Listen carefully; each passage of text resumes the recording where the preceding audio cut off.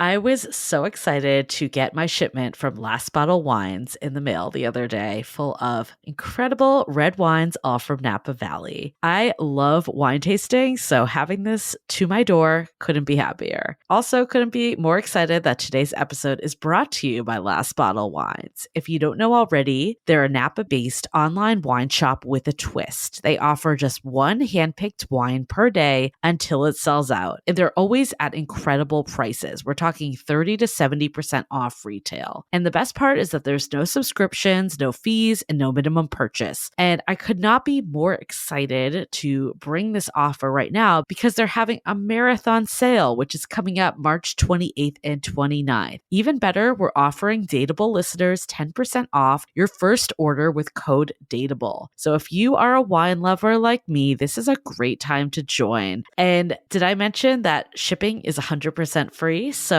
what are you waiting for? Mark your calendar for March 28th and 29th, or get on it earlier if you want. You can sign up at lastbottlewines.com and use code DATEABLE and find out why Last Bottle is the most fun way to discover and buy amazing wine. We are so thrilled to be partnering with Hinge. Hinge is the dating app designed to be deleted. As you all know, I'm a huge Hinge advocate as I met my partner of almost 3 years on the app. Even before meeting him, Hinge was always my go-to app because I met more relationship-minded people here and had some great dates. Clearly, I haven't been on the app for a little while, but I re-downloaded it to check out some of the new features. One that stood out to me was the voice prompt, my best friend's take on why you should date me, where your friend can hype you up. Not only does this make the profile creation less daunting, but it's not always easy to see your own green flags. So to test it out, I asked Yue some fun prompts to get her take on what I could put if I was dating again. So the first one, how long have we known each other? What was your first impression of me and how has that changed? Julie and I have known each other for almost 10 years. My first impression of Julie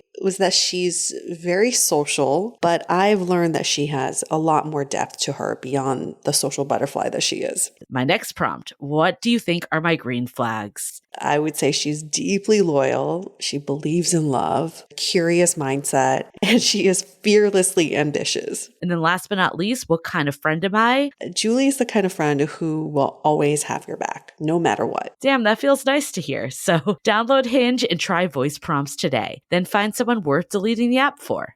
The Dateable podcast is an insider's look into modern dating that the Huffington Post calls one of the top 10 podcasts about love and sex.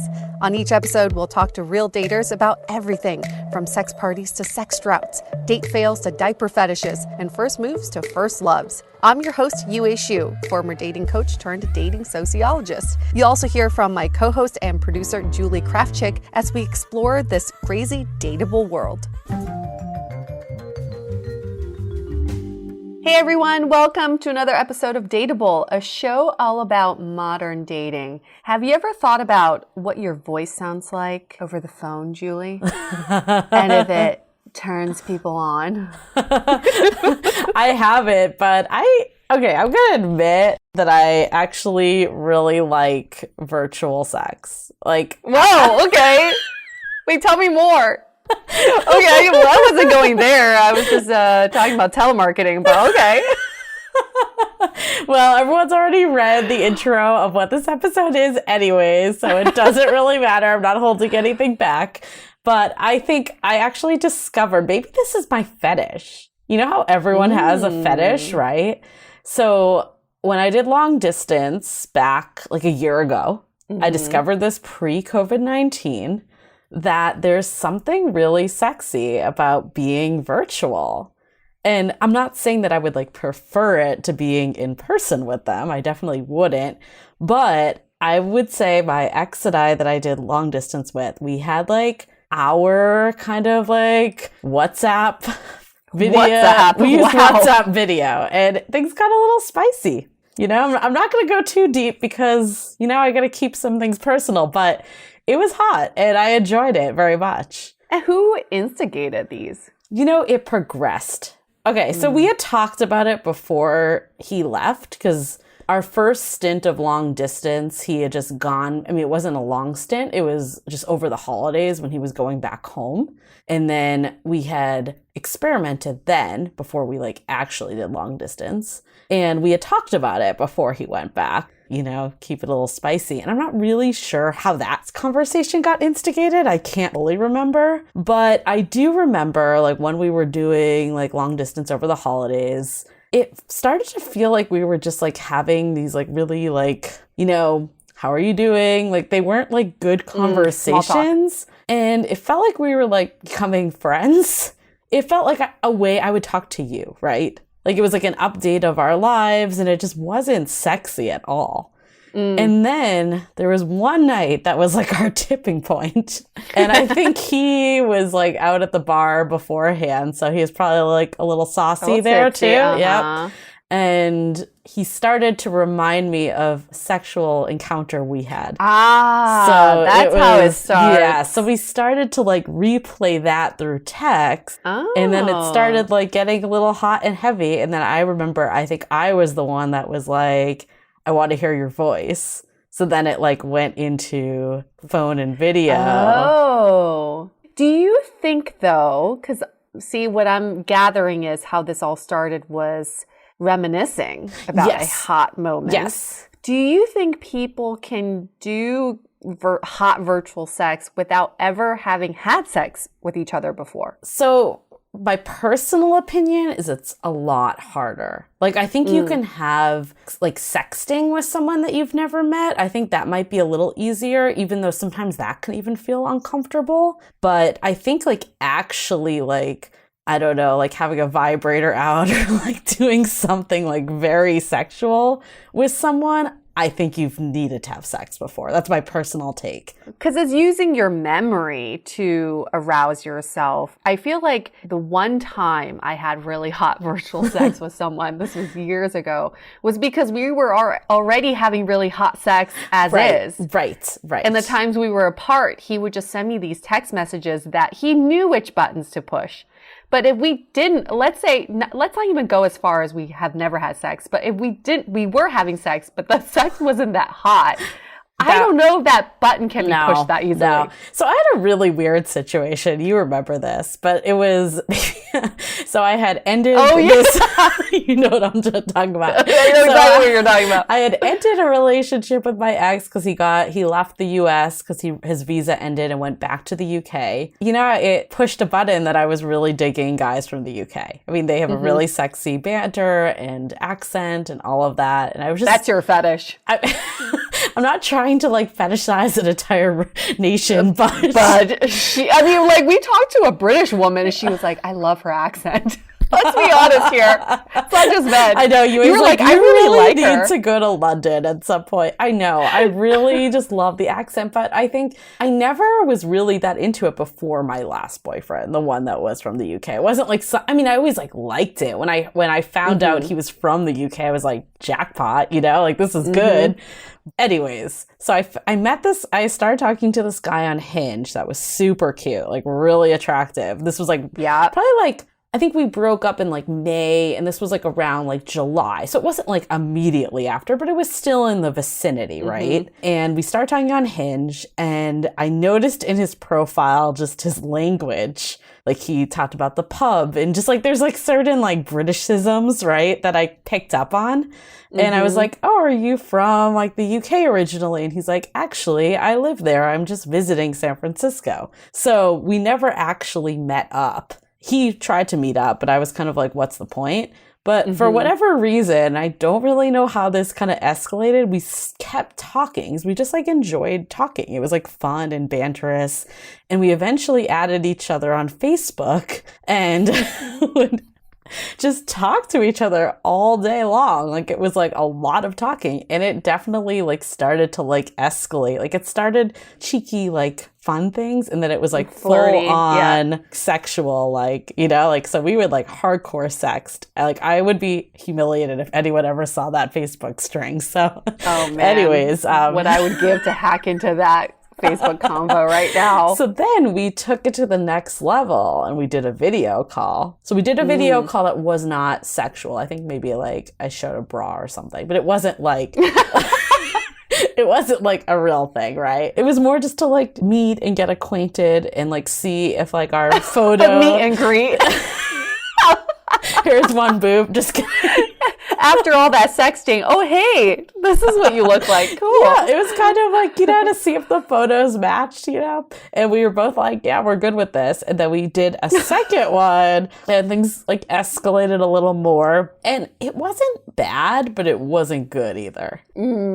I think I was expecting it to be like my ex, because I had such fond memories of that time. That's what it is. And this story, now that I'm saying it out loud, I'm just like finding a new British guy to replace the other British guy. Like, what the fuck? But sorry. We're going to get so many emails after this. But anyways, I think where it really wasn't the same was that I didn't have an emotional connection with someone and we didn't have a past physical connection. Right. I think in this quarantine time, it lends itself better if you have had an established relationship with the person before, and maybe you're just quarantined because you just live with roommates, or, your relationship isn't at the level that it's like we should be living together, right? So I think there's many in-betweens, and I think those people could really thrive in a virtual sex situation, but it might be more difficult if you just met off like Bumble or Hinge. So yes and no. And this is why it's so important for us to have our guest today, is because there are two trains of thought here. One is you can use virtual sex to deepen your connection in your relationship. You could also use virtual sex purely to satisfy some of your sexual needs. Look at all the 900 numbers, That's the true. sex operators back in the day, all the virtual sex that you could have with complete strangers. Obviously, it's fulfilling some sort of pleasure for some people, right? I think for us, maybe we prefer to have that emotional connection first, but maybe at some point, if this quarantine goes on for let's say years.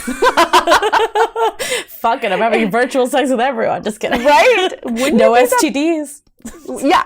I mean, I would be the biggest virtual sex whore. I would just want to sleep with everyone just to see what it's like. So it does fulfill this animalistic side of us that maybe you just want to use your imagination to have sex with a complete stranger.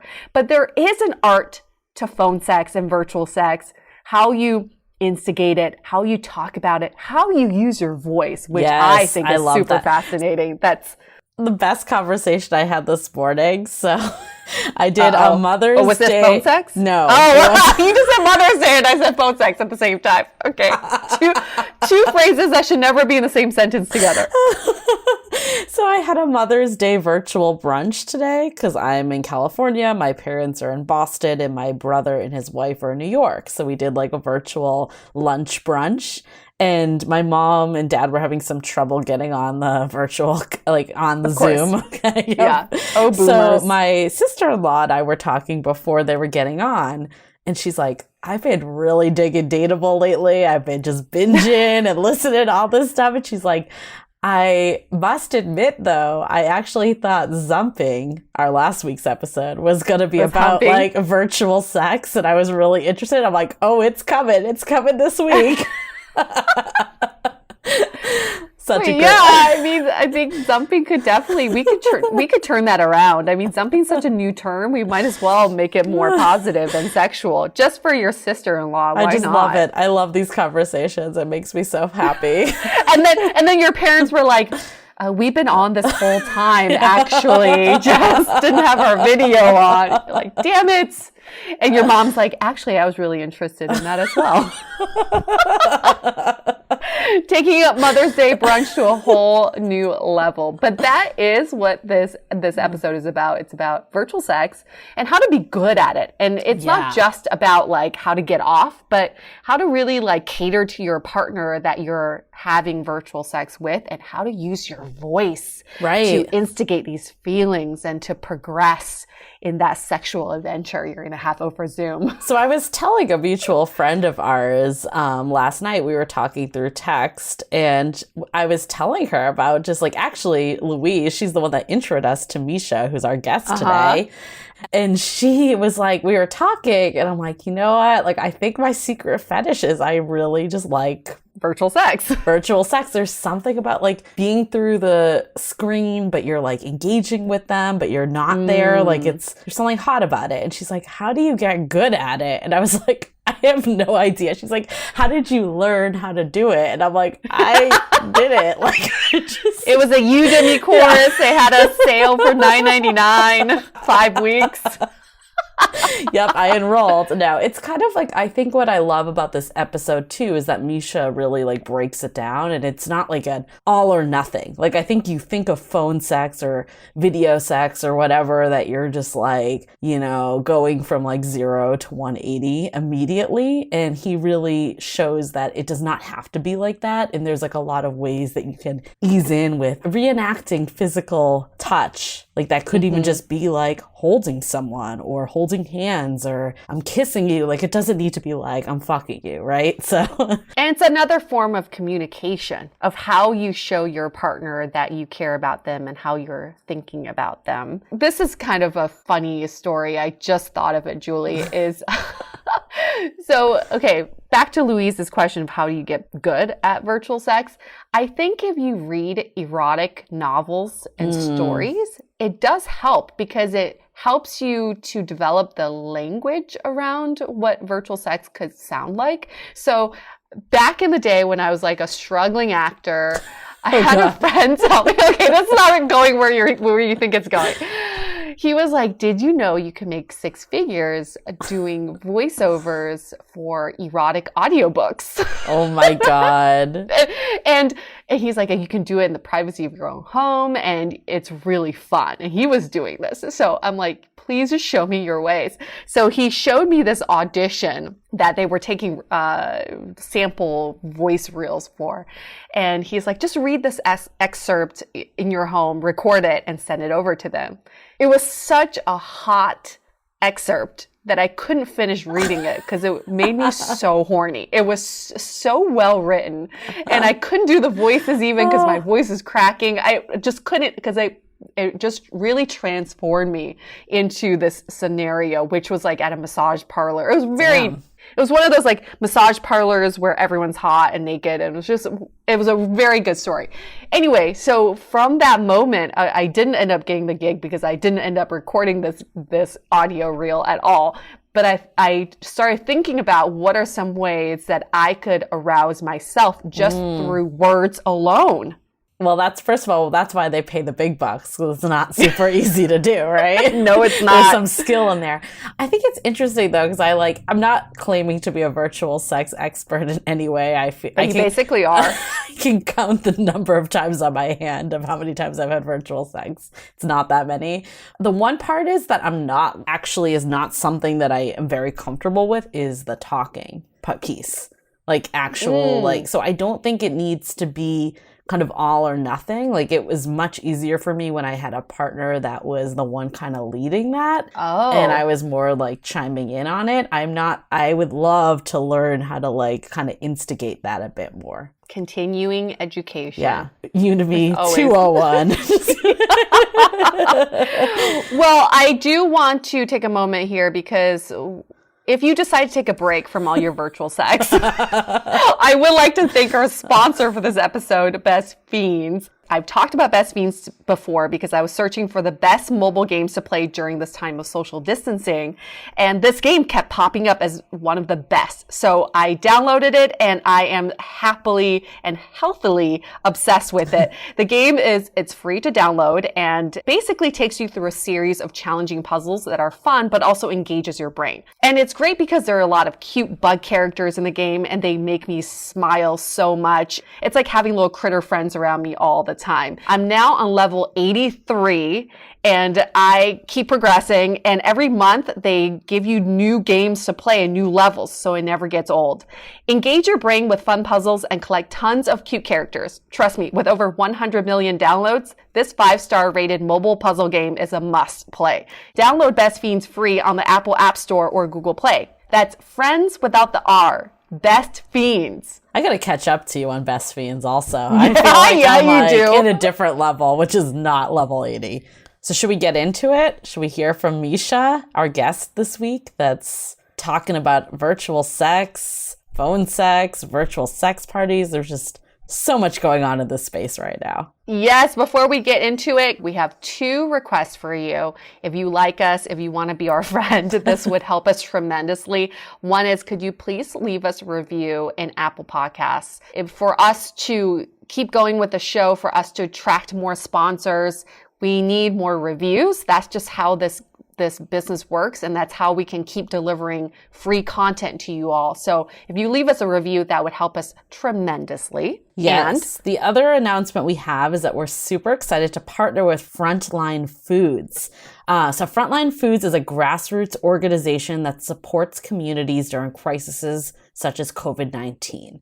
I think Yue and I both really wanted to get behind a charity, and we were super excited to learn about this one. One of our past guests, actually, Judy from season 5, episode 15 in Sickness and Health, is actually part of this organization. So we felt like it was a great one to partner with, but also just love what they're doing. They're basically providing meals from local restaurants to responders and impacted population. 100% of the money raised goes directly to restaurants across the country, and basically in return, the restaurants will give food to the people on the front line. So really great cause. It helps us support the restaurants, but also the people that need this extra support in this time. So basically, if you would like to make a donation, you can go to frontlinefoods.org. That's frontlinefoods.org. So yeah, we're just excited about it, and we wanted to spread the love and share with all of you that also might be looking for some causes to get behind. Really great cause. Cool. So should we get into it? I guess so. Nobody wants to hear about virtual sex. Just kidding. Yeah, you do. Here we go. Let's do it. Mischa, take it away.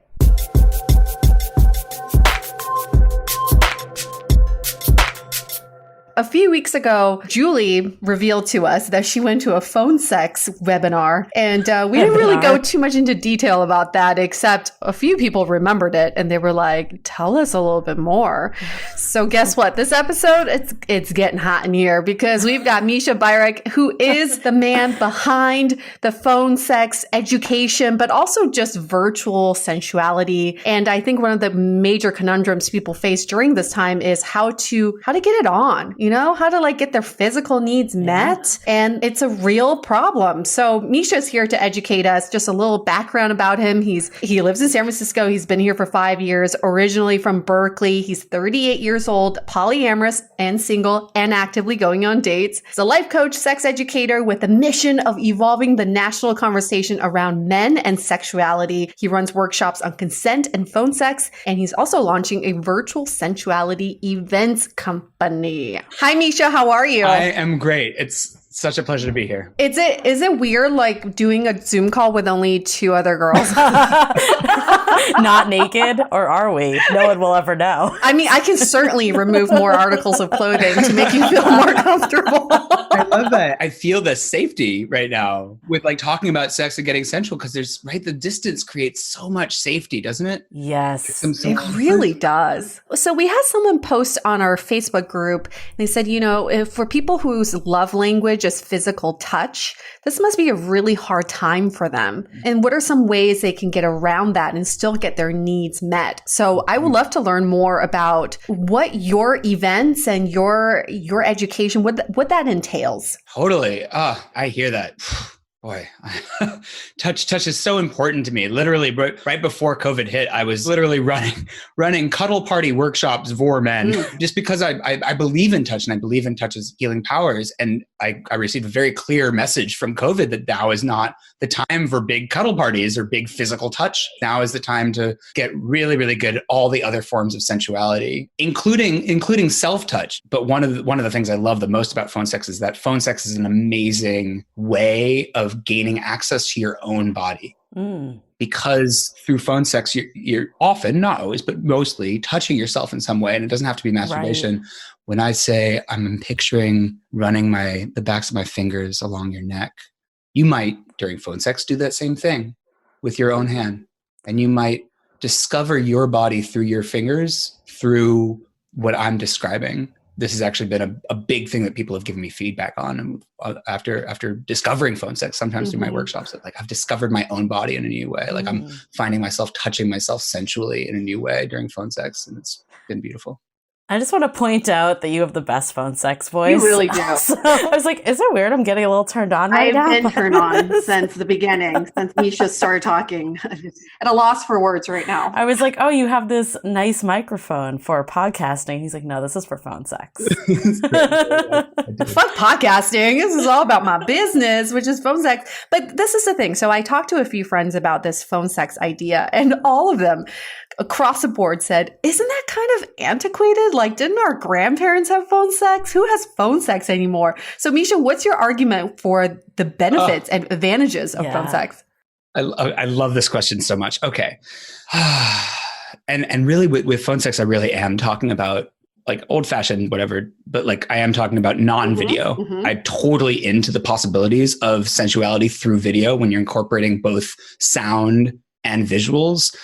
But there's a real beauty in the constraint created by exclusive phone sex. So a couple of things. First of all, when you're oriented towards a screen, right? So if you're going to do long distance sensuality, say with a partner, and you're doing it through video, which most people do now, you're orienting towards a screen. You have to arrange the screen such that you look good. You're thinking about how you look, right? And this is the same thing where right? You've been on a FaceTime call with a lover. Like half the time you're like adjusting your own hair, right? Because it doesn't hide the image of yourself. Like you're looking at yourself.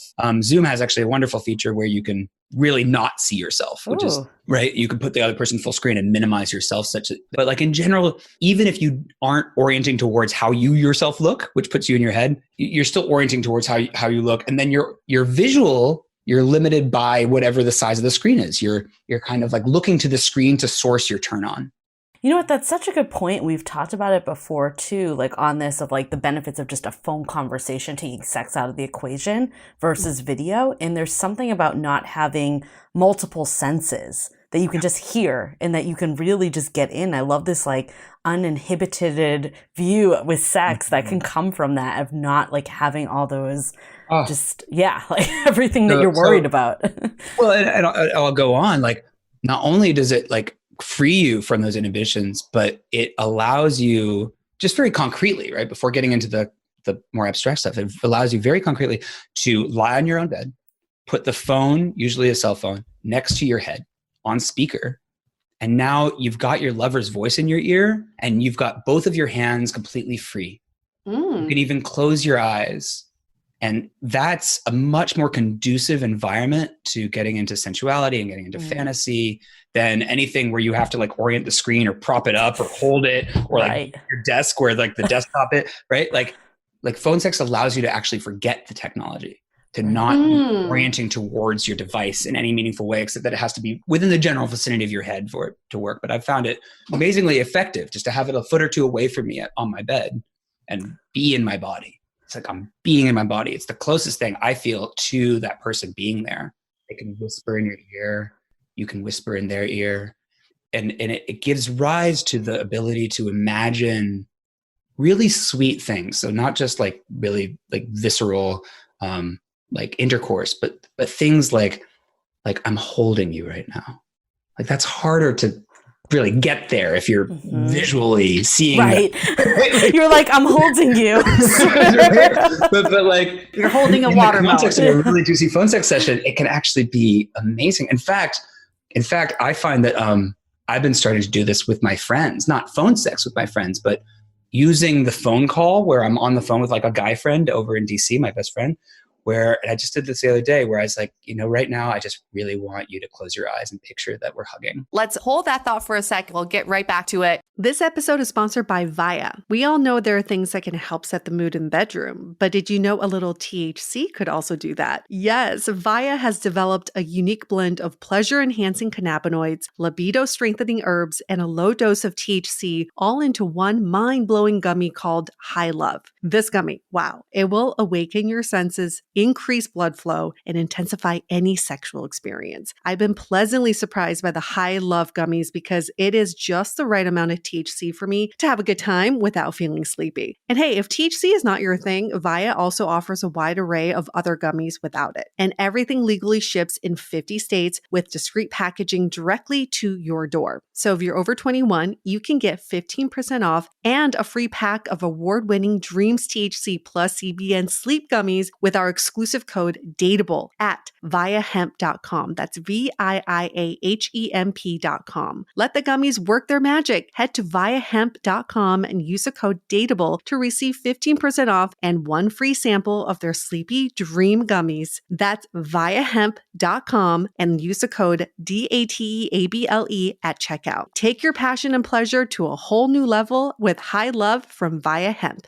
This episode is made possible by Armoire. Armoire makes getting dressed easy. With a clothing rental membership from Armoire, build the perfect wardrobe with brands that are high quality, unique, and recommended just for you. All you have to do is take a 5-minute style quiz and select items from your dynamic, personalized closet. The styles show up at your door in as little as 2 days. Then when you're ready for new clothes, just swap them out. Listen, I live in Southern California. There is absolutely no need for puffer coats or any sort of those winter jackets. But when I travel anywhere else in the world in these cold months, I'm often burdened with the task of getting winter clothes. And now with Armoire, I can just rent my winter wardrobe. It's brilliant. Right now, our listeners can give Armoire a try and get up to 50% off their first month. That's up to $125 off. Just visit armoire.style/dateable. That is armoire.style, spelled ARMOIRE.style/DATEABLE to get up to 50% off your first month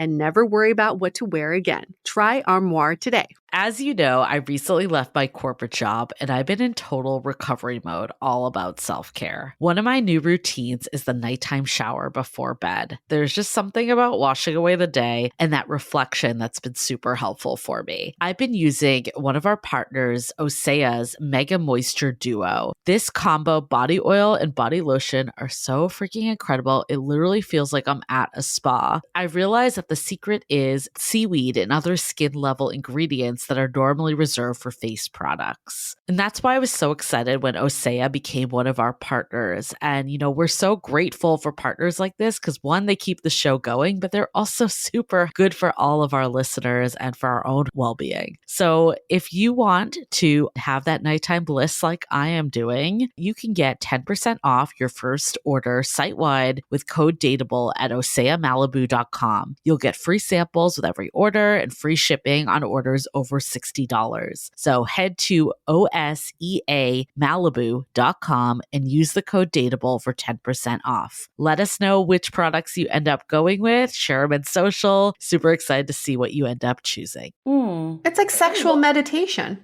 I love that because I feel like we've had people like to UA's point of like, how do I fulfill this need?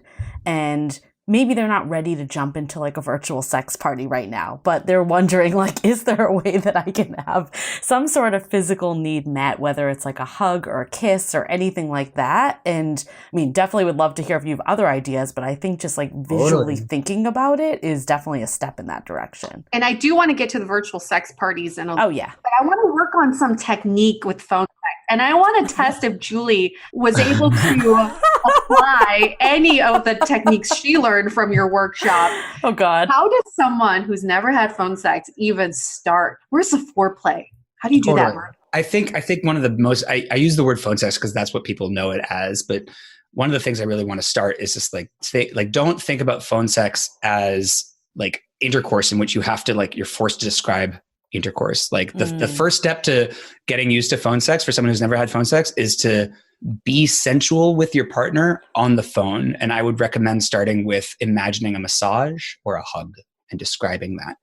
Getting comfortable with your sensual voice, getting comfortable with your what I call in the class sensual exhales, It's a sensual voice.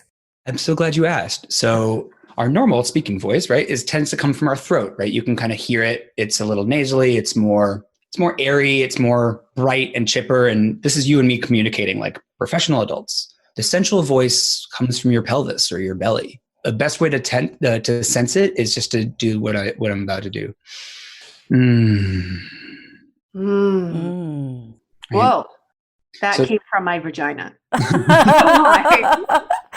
So I feel like one of the initial things I thought going in, and you address this in the seminars, like phone sex kind of feels like it could be awkward.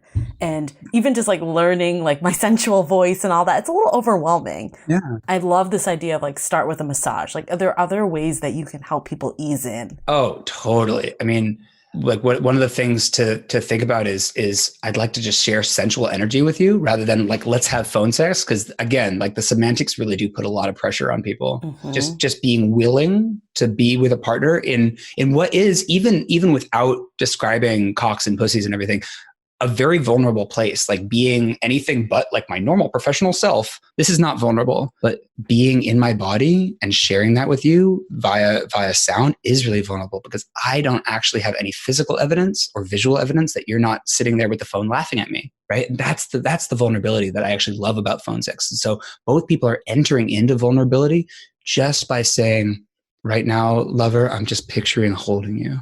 Like that's a hugely vulnerable thing. I love that. That feels so low risk too, which I think is really nice about it. And then you can like keep easing in a bit more. Totally. So then how do you ease in? Let's ease on in. Well, what do you mean exactly when you say how do you how do you escalate? Yeah, how do you escalate? Because, so this is what I think. In person, at least you can use your fingers or your hands and you can escalate physically. But when it's purely verbal, how do I take it from, I picture myself holding you right now to, I want to fuck you. Like how does that even happen? I would say that you're doing a lot of listening to the other partner and attuning to the other partner. One of the lessons from my workshops and something I really believe is that phone sex is sex. Like attunement is the most important thing, like really deeply listening to your partner. Presence is the most important thing, right? Attunement and presence. So what's the vibe that's happening? Is it feeling really slow and sensual, or is it feeling like, and you can usually tell from each other's voices, you can really tell like what level of turn on is starting to happen. So I would say, you would escalate slowly. You would Right. right. Just like you might in actual sex, you would start to like explore each other's bodies. You would start to maybe like, and tune into each other to see if that's where you each want to go, Right. Right. So like one thing I get from a lot of men, like heterosexual men, is saying like, they'll jump into, Right. right? Just like in real life, they'll jump into like the hardcore fucking because like that's what they think they're supposed to do. Like, I love, if I can just make another argument for phone sex. It's such a weird thing to argue for, but like argument for phone sex is like male performance is not the same thing. And that's actually a huge area of just that alone. Like your really juicy phone sex is in no way dependent on the man's erection. That's a really good point. I think like to Yue's question, you would never just go from like cuddling to just sex like immediately, like unless that there was that natural progression. Like you said, that things escalate through touch. And I think like you can do that same escalation just through your voice from I'm cuddling with you to I'm touching your thigh or whatever it might be, like instead of just full on. And what I've found actually is, and this is really, really juicy, is for lovers having established, and this is actually a perfect skill. I've developed it because I'm poly and have lovers that are long distance or that don't live with me, but that I have ongoing relationships with a really good phone sex relationship established. If she's feeling really, really turned on at some point, we might go from like, she might call me up in the middle of the day and we might do pretty hardcore phone sex, like phone fucking within 10 minutes, but because we're already like so there, right? He might like call me up and be like, lover, like I'm ready. And like, like, and that won't be like me bringing myself to orgasm necessarily, but it'll be a very sexy scene. I'll leave like energized and turned on and like super like excited. And, like there's all sorts of different ways, right? So the other thing about phone sex is that you're not constrained by the physical, and you really kind of are with even with Zoom sex, right? Or FaceTime sex. You really are constrained by the physical. Like if he's talking about his hard cock and you can see that his cock is soft, like that's awkward. Right. And then with phone sex, you can also just really go into fantasy, right? Yeah. Like I can put myself like in a castle or I can put myself on a spaceship. I can put myself in a forest or on a beach. I can put you like on the sand, like feeling the waves lapping at your toes. Or on a bed of hot dogs. That's where I want to be. Whatever your fantasy is, you think. So here's a question, asking for a friend. For anybody who hasn't tried phone sex, would you advise that they practice alone first, or should they just grab their partner and just dive into it?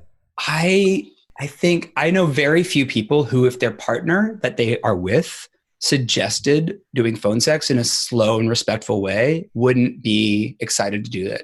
I think almost any partner or any partnership could benefit from the level of shared vulnerability of being new to it. And the biggest thing I would say is absolutely practice it with your partner right away, and just take the pressure off from getting into the stuff that you might be having a hard time describing. Like, don't make this like, okay, we're going to do this for an hour and we're just going to force our way through it. Just be like, I just like to enter it. Like, let's just try it for like a minute and really take the pressure off. Like what I start with in the advanced session is I move people through the levels of abstraction. So the first thing you start with is literally what's happening to you right now. I am currently like running my fingers over my face and stretching my fingers over my shoulder muscles and running them over my chest, right? Like that's literally what's happening. Right. So you're describing what you're doing to yourself. Yeah. So that's level one. Got it. Okay. What's happening. Like level two is I'm picturing or I'm imagining, or this is what I'm doing to you. Right. And you've reached some level of abstraction or imagination. Right. I love that. I love starting with yourself because that's so much easier and less awkward to just like put that out there. That's such a juicy part of phone sex. It's like, you're right. And everybody thinks phone sex is like, oh, lover, are you hard right now? Or, oh, lover, like, are you like, show me how wet you are? Like going to this kind of like very intense sexual space. And I was like, no, like phone sex is all about sensuality. It's all about taking the time to like turn yourself on just with the quality of your voice. And like the kind of action that might not turn you on in bed physically with your partner will really you'll be surprised at how much hearing that partner describe that action will turn you on. Well, you said something super interesting in your, is it called, like, do you call it workshop, seminars? Like, what is kind of your terminology? I call it workshop. Okay. In your workshop, I think you mentioned a point that like this is a really good time to explore some like different sexual needs or kinks or like different things that could be there because it's a low risk way to do it. Again, I'm not saying that you should like tie yourself up by yourself in your home. That's probably not a good idea, but necessarily recommend that. No. Yeah, but you could like experience Shibari person. But could you like say that and say like, I'm visualizing myself doing that? That's a really good way to explore it and see if it's something that like you could even be interested in. Totally. And what's so juicy is like, I love that example. Like, let's say that in a scene, it's getting hot and heavy and I start talking about how I'm tying you up. And you're giving me the indications that that's really working for you, right? So I often say this is an important point. Like a big part of phone sex is whoever's listening is giving affirmations and like encouragements over the phone. You don't want to be trying to have phone sex with a dead phone line. Right. It's a big, yeah. No, I mean it. Like consent, in physical right? sex, yeah, in physical sex, you can like, I mean, silence is kind of like more accepted. Like I wouldn't ever impose a normative, but in phone sex, I'd say that unless it's pre-negotiated, most people should interpret like dead silence as something's not right. I mean, an extended silence, like a moment of silence is a beautiful thing to share. But like, I'm talking about like, if I've been talking for 2 minutes and I haven't heard a moan or a breath or like a exhale or a, yes, lover, yes, or anything, like something's wrong, I think, you know? And it's really hard for me as someone doing the talking to sense that. I've got no feedback right now. You're like, hello, are you still there? Can you right? Like that's what I want to avoid. I want to avoid the sense of like, hello, are you still there? Because it loses connection. So I know I want to answer your question, Julie, but like, yeah, it's just so important to both parties be like using their like, yes, like just doing is really useful. Okay. But like, I love that like phone sex allows you to be really good at ropes. Like I have no shibari tying skills, but it doesn't matter. In phone sex, I'm a ninja. Like in phone sex, like I'm tying her up exactly the way she wants to be tied up and using exactly the kind of knots that like turn her on without having to know how to do them in physical reality. Okay, so we talked about how couples can do phone sex. What about if you're single and you don't really have any prospects during quarantine? Okay, so we talked about... Let's take a moment for our sponsor, Generation Tux. While during this time, many plans are being postponed, especially the big day for some, we want to pass along this great offer from Generation Tux for when plans resume again. For all you men out there, planning your special day, Generation Tux takes away the headache of finding the perfect tux. You simply create your look online, including your groom's party, and everything arrives within 14 days of your big day at your doorstep. Generation Tux offers free home try-on program for grooms. You can also get free swatches delivered straight to your door. And after the big event, just put everything back in the box and use a prepaid label to drop off at UPS. So keep note of this: free shipping, free swatches, free home try-on. Now you can save time and money with Generation Tux. Check out generationtux.com/dateable and use the promo code DATEABLE for 10% off your entire groom's party. Again, that's generationtux.com/dateable and check out with the code DATEABLE. Now back to the show. About how couples can do phone sex. What about if you're single and you don't really have any prospects during quarantine?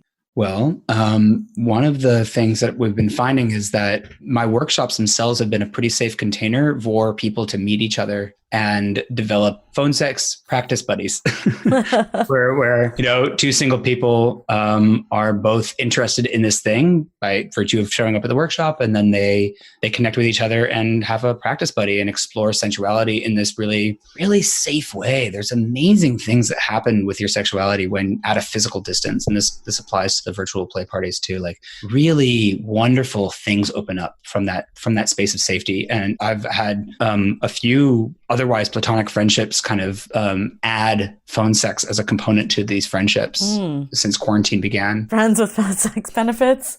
Yeah. Sharing sensual space like in that way, like, can feel really safe. I won't speak for anybody else, but I've felt that the physical distance allows us to just go into fantasy fulfillment for each other in this really kind of generous friend-oriented way that doesn't necessarily have to have the implications of relationship. I think exploring sensual space via phone with a new or potential partner that you're interested in is really juicy, but I know that doesn't work for everybody because I've gotten a lot of feedback on that like dating via phone sex can be really challenging. But I still think that like sharing sensual space that's not even necessarily erotic can be a really, really juicy way to date for single people with people that they might be interested in. Like, just seeing, like, can we go into this space together? That's instead of just having our phone calls or video chats just being like talk, to just enter into a space where we're both in our bodies together. Yeah. Or like what you were saying earlier about just like hugging or cuddling, like maybe there's something you can get there from this. Oh, 100%. There's some really beautiful virtual cuddle sessions that I've had with people where I'm just like, with consent, because it is vulnerable. Again, and I would use the sensual voice. It wouldn't be like the voice to like try to turn you on necessarily if that wasn't the agreed upon thing. But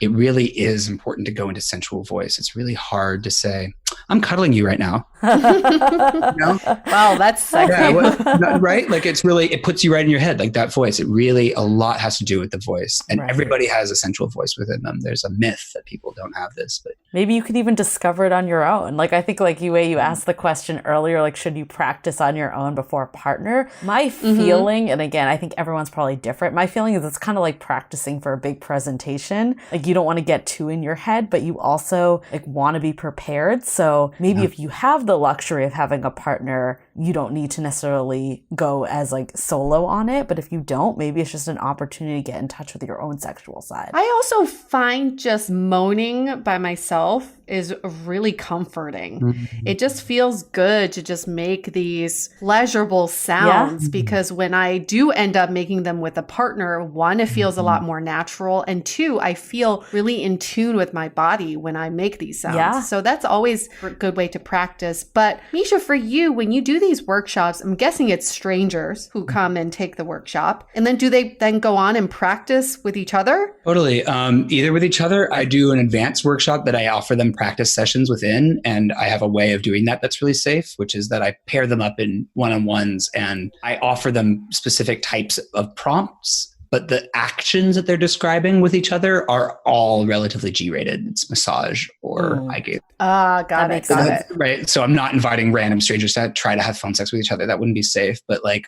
most people are willing to have a phone massage and keep it clean like that. So we talked about phone sex, which obviously has its benefits, but I think there is something really fun about being on video. So I would love to hear about these virtual sex parties a little more. All right. And these virtual sex parties are really taking off, like Killing Kittens. The Global Sex Club has been experimenting with weekly online play dates. So this is kind of the future. Even when we get out of quarantine, I really think virtual sex parties are still going to be a thing. Ben and Kate said too, when we talked to them, that like they can't run sex parties for the rest of 2020. Because it's like, first of all, there's too many people. And also it's like the most extreme version of touching people, right? So it's like, even once quarantine gets lifted, like we're going to have to figure out virtual means for this. Yeah. I agree. And again, I would go back to the idea of sharing erotic space rather than sex. When we hear sex, we hear intercourse. I think a lot of people who are new to sex parties, the big myth that most people who haven't gone to a sex party have is that they're going to go to a sex party and there's going to be a bunch of dudes there who expect them to have sex. Right. Like actual intercourse, right? Like, isn't that the big myth that like people, they haven't gone to one? And it was not like that at all when we went, at all. And any decent sex party or any halfway ethical sex party would never, ever impose any kind of expectations like that on anybody, ever. What we're finding is the legal liability and potential danger of full-on nudity in the virtual space is pretty big. There's a lot of safeguards that we're putting in place, that we're starting to put in place in kind of a startup kind of organization. We're calling it Vor Love right now. Wait, is it like leaking video? Is that the legal part that you're... Oh, I mean, like we could geek out on this, but like... I mean, there are people for whom, like, because of professional reputation, their families could kick them out, like being recorded in a central place. They could be fired because of clauses, any kind of record of them in what you'd call a compromising situation. There's also would be kind of a non-starter. So the level of trust that they have to have there is just monumental. Starting a new organization, that level of trust just hasn't been built yet between all the different people. So that's one of the things. We're also finding that there's plenty of people who just don't care about that. There's also plenty of people who are happy to get pretty wild on screen and are finding, frankly, a newfound sense of just like, I don't care. Like I'm exhibitionistic. I'm gonna discover that part of myself. I'm safe here. Like I don't care. Like if you want to like put my grainy video on the internet, like no one wants that. But like also some people are just like kind of willing to take the risk. And we're creating, and this I really want to emphasize, we're creating really safe containers to do that. We started off like in the midst of like the COVID epidemic of just like, oh my God, like what is going on? Let's just try to let's do some experiments. We did some experiments. And now we're at the inflection point where we're not doing any more parties with nudity without a huge number of controls in place and a huge amount of vetting for every single person who comes. And a huge amount of we've done tech due diligence. We've talked to lawyers. Like there's all kinds of stuff that we could be personally liable for, not to mention like any kind of nudity. Technically, you're supposed to collect ID because that could be construed as pornography. Right. That Orgy Dome does. Like you have to create whole paper records. So nudity is the big factor. So what we're finding is that the sessions and the rooms that we're hosting, because each of our parties tends to be like 4 or sometimes even 5 or 6 different simultaneous Zoom rooms with different themes or types of experience, all with a host, all with a lot of facilitation, that the ones that don't kind of emphasize nudity, where for instance, we're all kind of having like really sensual phone sex with each other, or we're all like going on a guided erotic journey, or like have a tantra teacher like giving us a guided erotic experience, or something more playful, like how can everybody in this room turn the host on with their shoulder, right? And just like have like a bunch of people just like trying to be sexy with their shoulder and make it like lighthearted, or watching erotic films together and all like we might be touching ourselves, but we're doing it off camera. Like that's legit. That we don't, and that can be a lot more safe. Or everybody's in sexy lingerie, but no one's technically naked, and we're doing lots of strip teases or dances, or burlesque, or reading erotica to each other. Like there's so much that the safety of the screen creates space for that might not make sense to pay $50 and get yourself all dolled up and go to a party for. What is a guided erotic journey? Well, you know how I was having phone sex? Well, so like people in the neo-tantra world do this all the time. They'll get a group of people together, and everyone, men and women, and people will be touching themselves, and sometimes it's just women or men. And a guide will literally bring them into their bodies, kind of almost like a guided meditation, right? You've done a guided meditation, you kind of see, I can take you into a state, but this is simply a guided meditation that's explicitly erotic. And you could do it in a lot of different ways. You could do it very abstractly and talk about like energy and tantric and channel the energy. You could do it really explicitly and have someone essentially like turning you on with like very explicit language that's sexy. You could do a combination of the language with a visual. So you could have someone interacting on the screen who's like the host and being paid to like turn everybody on, but doing it in a more interactive way, right? The difference is this isn't camming. This isn't chatterbait. This is not like one person putting on a performance and everybody else safe behind the anonymity of a username, right? Like everybody's in the space together. And what we're really excited about creating is a space where everybody's camera is two-way, where we're all in it together, even if the host is kind of leading, like this is a space for communal experience, not just one-to-many voyeurism. What are some of the rules? Because I know for the sex parties we've been to, I love that I said sex parties. There was just one. The one sex party. The one sex party we went the whole time, just so we're clear. Yeah, we were really, yes, we did. Okay. With consent, of course. Yeah. Yeah, it was great. But the one sex party we went to, there were a lot of rules. And I think it's necessary for something like that. But for virtual sex parties, can you give us just some of the main rules people have to follow? Yeah, absolutely. And I just really want to pause and just give a major shout out to Organ House and to the pioneering work that Ben and Kate and the rest of that team have done around sex party normalization and sex culture and sex positive culture normalization. They're a massive influence on me personally. Us too. So the rules that we've come up with, and these are from talking to other people who have been throwing sexual spaces. One of the core ones is video on. I could see that. That'd be really awkward if someone was sitting there. Yeah. Remember, Julie, that was my question. Yeah. I want to go, but I just want to turn my video off and just be a voyeur. Okay, I guess that's out of the question. It's absolutely out of the question. Now, that said, you don't need to have your video on and do anything. We do create a space in all of our events. Like we don't force anybody ever to do anything. Right. That makes sense. We have like normative expectations that people are going to like make their lighting pretty or make their camera angle flattering or any of those things. That we invite people to get into their bodies and be exhibitionistic or demonstrative in some way. But we don't ever insist on it. Like you can sit there and watch, but you are by having your video on, you're participating. There's a level of shared vulnerability. Right. And that's critical. A level. Well, it's also creepy to be like, who's that person on the other side if you're like, doing all this stuff. Yeah. And it sends the message to everybody else that like, you're not part of the thing. You're not with them. When people have their video on, it's a level of vulnerability that really needs to be matched and met. Yeah, it's a shared experience. It's gotta be. It's not the movies. Yeah. I would assume, and let me know if I'm correct on this, like no phones or like anything else that's like 100%. Yeah. We can't, we have a absolute prohibition against anybody whipping their phone out for any reason, right? Like a lot of times people are like, oh, but I'm just right. No. Like you can't. Right. And then we can get into the nitty gritty, for instance, like we don't have this as a real rule, but we've seen, for instance, that it's really like there's things that are like really disconnecting and that contribute to a negation of the vibe. So one of those is bad lighting. And but another one is the disembodied genital.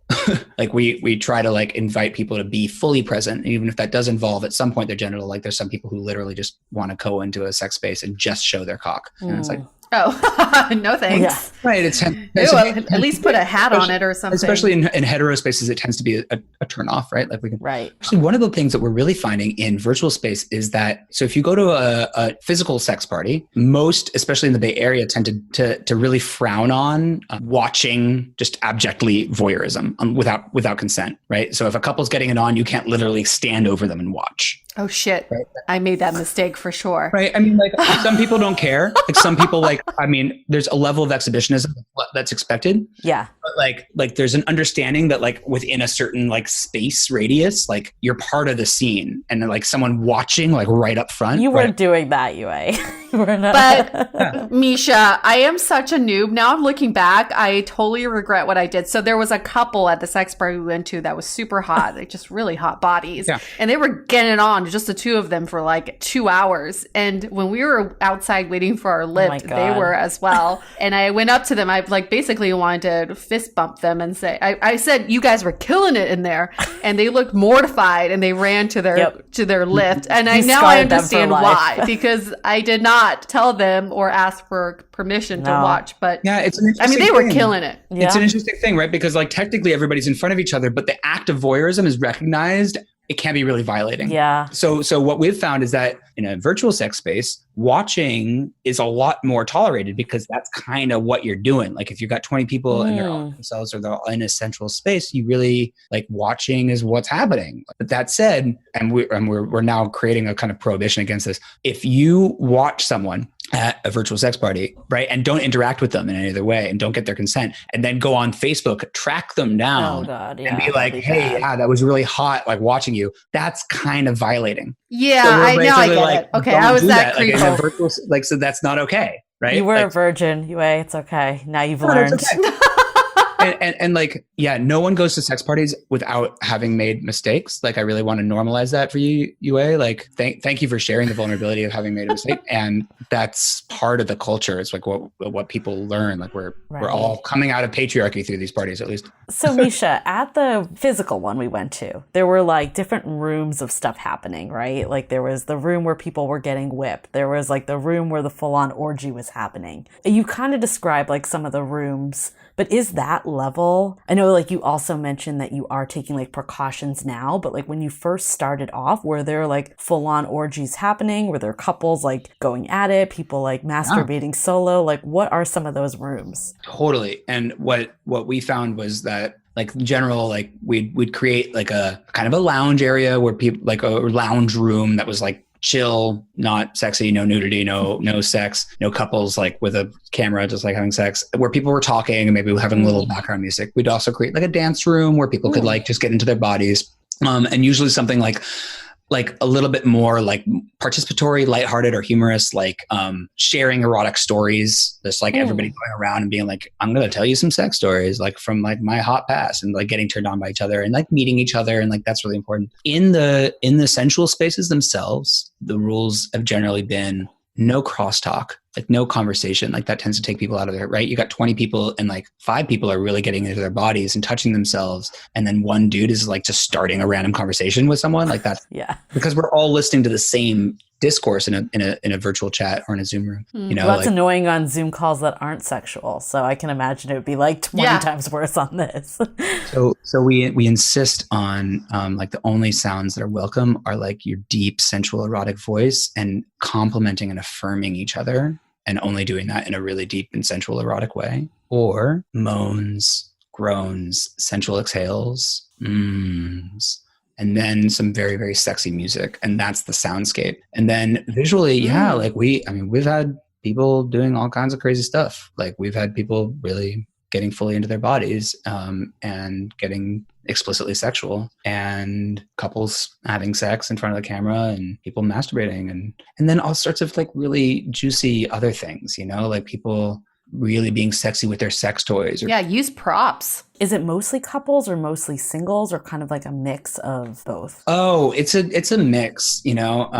I'd say it's mostly singles, and then the way it's interesting, like if you're a couple hooking up or a threesome hooking up on screen, we've noticed that there's like a different level of involvement if you're just kind of like, if your energy is towards each other, right? So like think of the difference. If you're looking at a screen, think of the difference between like watching from a single camera angle, right? Like a grainy video of a couple having sex on the bed over there. It's like, how interesting is that going to be? Yeah. Right? But then imagine like a couple like both looking at the camera and touching each other in a way that's interactive with the camera, with the screen. Got it. Like a man like kissing the woman's neck, like really sensuously, and the woman like looking at the camera and like flirting with the camera while that's happening. It's a whole range of ways that couples can like participate or not, right? Or they can just be like, yeah, we're sexy, just like watch us. Well, I guess that makes sense too, because also like I know like when we talked to Ben and Kate, they said a lot of people in the poly community, even though they had partners, they weren't necessarily quarantined with them right now. Like if they had roommates or they had multiple partners, like so even people that are in per se like partnerships might be solo current day. So that makes a lot of sense. And I mean, I'd say that like, especially at the early days, like me and Ethan Cantil Voorhees, who's been organizing these things with me, and we're expanding the team now. But like, because it was our networks and our friends, like it was a lot of poly people and people who were really experienced with play parties in general. Like that's now changing and shifting. one of the things that's really juicy about these parties is like Esther Perel talks about this in The State of Affairs, like that, how important it is for even monogamous people, especially monogamous people, to define what monogamy means. Like, what's your definition of monogamy? Is going to a virtual sex party within our bounds or not? Right. Like, is it okay for you to masturbate to porn? Is it okay for you to touch yourself even without me at all? Like, define your monogamy. Like, I refuse to accept that like monogamous people don't have the space for this. In fact, I think there's plenty of monogamous people, both coupled and single, for whom a virtual sensuality event would be a really juicy. Oh yeah, I wanted to go last weekend, but I didn't see the way to get in.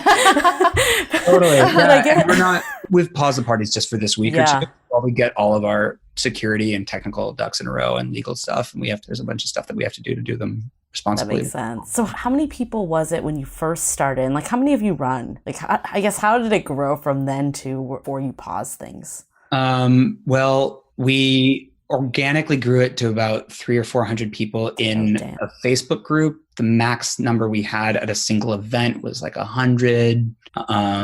That's a lot of Zoom pages to scroll through. Yeah, but not everybody was in the same room at the same time. Like, got it. I've been facilitating most of the sensuality spaces that we've run. The largest one that was like explicitly pretty sexual was like 40 people. But then we've had parties that are as small as like 25 people. And I've seen parties I can't like talk about in detail that weren't mine, that were like larger. I think it does get a little discombobulating in those spaces with more than 20, 25 people. The way that, at least that I've been facilitating these, is like, to a certain degree, we're all kind of in the same experience. It's almost like we're all making love with each other, you know? It's like an orgy. Yeah. And like, I mean, it's interesting, right? Because like everybody's in their own space. Like, you're 100% physically safe, right? Right. Like, you're touching yourself. Like, we don't know, you've got a screen name. You're just a face or a body, right? But like, we're all sharing in the same erotic energy in a way that I find that in physical sex parties, you're really not. Like, you're limited by the people that you're physically touching. I love going to sex parties and like dancing amongst all of the writhing bodies. Like, I get a lot of energy from all those people. Like, and there is like a palpable energy coming off a lot of people like sharing love so freely. And I think that's what we're all tapping into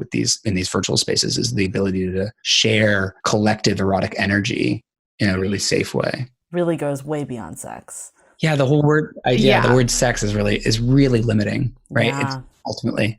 I guess my last question for you is, okay, so we feel like maybe through 2020, physical sex parties still might not be a thing. What about afterwards? Let's say, of course we don't know, we can't predict the time, but let's say in a perfect world, we have a vaccination, we're allowed to be in big groups.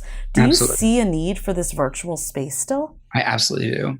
Sharing erotic or sensual energy collectively is a transformative experience, and that I'm pretty evangelistic for it. And I think it's a huge jump to just go to a sex party, a physical one. I think that there's a few functions here. There's a function of them being bridge events for people, right? Or bridge experiences for people who are interested in exploring but want to do so safely. I think there are amazing ways of meeting people and making connections in newer communities. Like, so there's this like kind of singles meeting factor that's really juicy, especially, again, like, don't think of it as like, oh my God, I have to go and get naked with someone and before I even know them. It's like, no, like, what if I just went to a space and met someone who had a really sexy erotic story and I liked the way he was sharing it, and like, I chatted him and we started getting into really cool chat, and then we met, like, that's more of like what we're seeing from people coming to our events.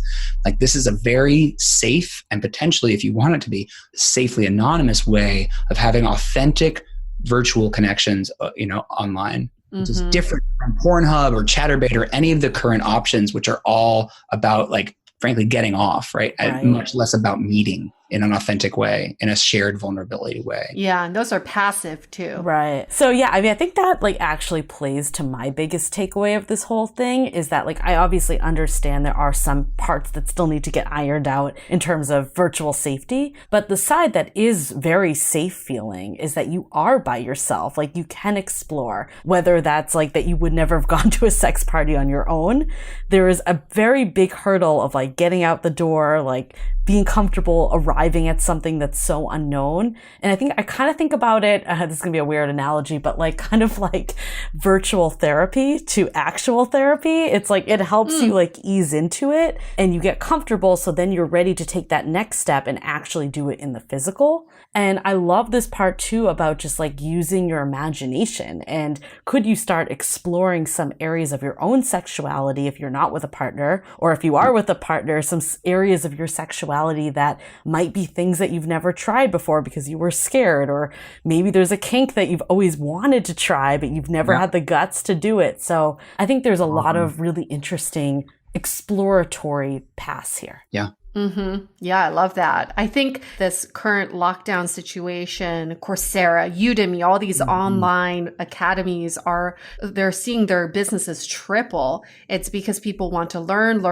And I really think with virtual sex and phone sex, minus the sex part, we'll just call them phone sensuality or virtual sensuality. Absolutely. It's just another form of communication. And if we're trying to take on more information or to learn more about communication and how we operate, this should be part of the curriculum. I really hope a Coursera or Udemy would offer these courses too, because it is continuing education. I also love, Mischa, that you call your partners lovers. To me, I haven't thought about calling a partner a lover in so long. I say lover to my friends as a joke, but there's something really sweet about that term. It reminds me of like if you're at war and then you're calling up your lover, I miss romantic. you. Yeah.